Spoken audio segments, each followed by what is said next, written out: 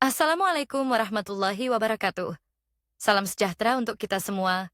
Pada kesempatan ini, saya Cici Diah Anggelia akan memaparkan hasil diskusi 5 pada mata kuliah studi komparatif pendidikan dasar di berbagai negara, dengan topik teknologi dalam pendidikan, dari AI hingga future learning. Mengenal ChatGPT dan AI dalam pendidikan. ChatGPT adalah artificial intelligence yang dapat berkomunikasi, menjawab pertanyaan, dan menemukan solusi untuk berbagai masalah, termasuk soal matematika, sains, dan mata pelajaran lainnya. Dampak AI di dunia pendidikan potensi positif. 1. Akses pembelajaran bisa kapanpun. 2. Personalisasi pembelajaran. 3. Efisiensi dalam mencari informasi tantangan. 1. Risiko ketergantungan. 2. Penurunan kemampuan berpikir kritis. 3. Isu plagiasi dan integritas akademik. Kelebihan dan kekurangan AI dalam pembelajaran. Kelebihan AI aksesibilitas tinggi. Siswa dapat mengakses bantuan pembelajaran kapan saja dan di mana saja tanpa batasan waktu dan tempat. 2. Pembelajaran personalisasi AI dapat menyesuaikan penjelasan sesuai tingkat pemahaman siswa, memberikan pendekatan yang berbeda untuk setiap individu. 3. Asisten pembelajaran interaktif. Membantu menjelaskan konsep yang sulit dengan berbagai cara, memberikan contoh-contoh tambahan, dan scaffolding dalam proses belajar. 4. Efisiensi waktu pendidik membantu guru dalam menyiapkan materi, membuat soal, merencanakan pembelajaran, dan tugas administratif lainnya. Kekurangan dan tantangan AI. Risiko ketergantungan siswa dapat kehilangan kemampuan problem solving dan critical thinking karena terlalu bergantung pada AI untuk jawaban instan. 2. Isu integritas akademik. Kemudahan akses dapat mendorong plagiasi dan ketidakjujuran akademik jika tidak diawasi dengan baik. 3. Keterbatasan aspek sosioemosional AI tidak dapat menggantikan interaksi manusia, empati guru, dan pengembangan keterampilan sosial yang penting dalam pendidikan. 4. Akurasi dan validitas. Informasi AI dapat memberikan informasi yang tidak akurat atau bias.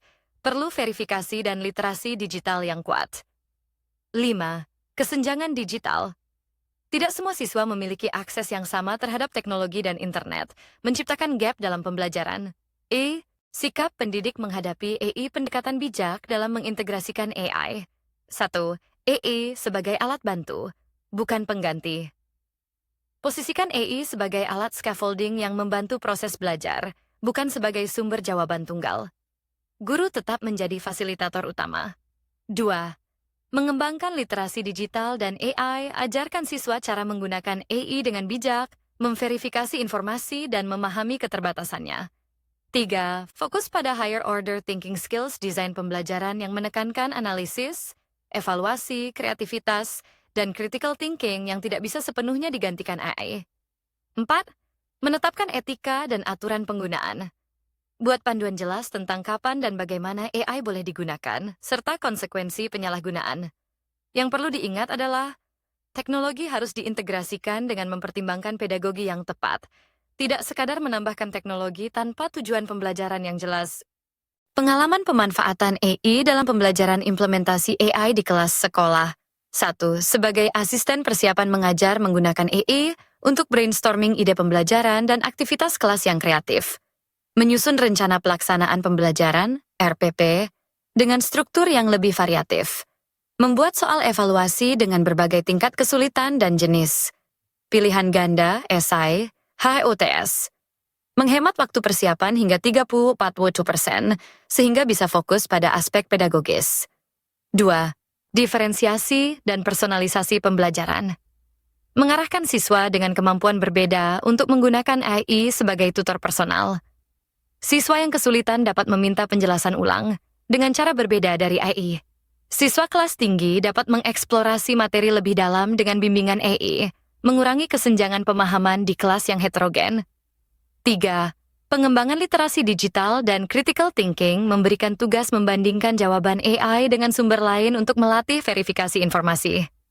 Mengajarkan etika penggunaan AI. Kapan boleh digunakan, kapan tidak. 4. Refleksi dan pembelajaran. Tantangan.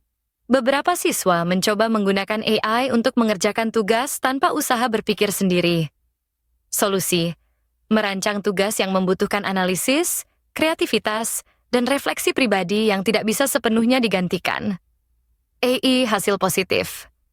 Siswa lebih mandiri dalam belajar dan berani mengeksplorasi di luar materi yang diajarkan. Pembelajaran penting, AI adalah alat yang powerful, tetapi harus digunakan dengan bimbingan dan tujuan yang jelas. Review video A Day Made of Glass 2.